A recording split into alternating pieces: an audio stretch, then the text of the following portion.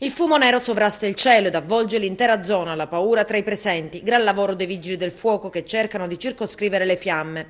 Appare come un déjà vu l'incendio divampato questa mattina nella zona industriale di Agrigento, ancora una volta al centro di stoccaggio SEAP. Da una prima ricostruzione pare che tutto si sia sviluppato dallo scoppio di una bombola del gas all'interno del deposito, nell'area in cui si triturano i rifiuti. A dare l'allarme uno dei dipendenti che ha chiamato le fiamme gialle. Era il 16 giugno del 2016 quando l'azienda che si occupa del trattamento e smaltimento dei rifiuti in provincia di Agrigento andava in fumo, distrutta dalle fiamme. Oggi il rogo non ha avuto vita facile, nonostante il vento e il tempestivo intervento di ben 4 squadre dei vigili del fuoco ha consentito di evitare che le fiamme si propagassero. Idranti alla mano, il fronte incandescente è stato circoscritto e poi spento.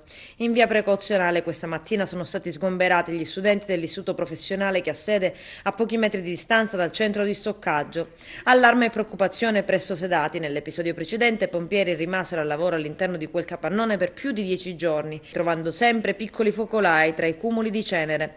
Allora si registrarono, secondo quanto emerse dal report dell'ARPA, anche gravi danni per l'ambiente.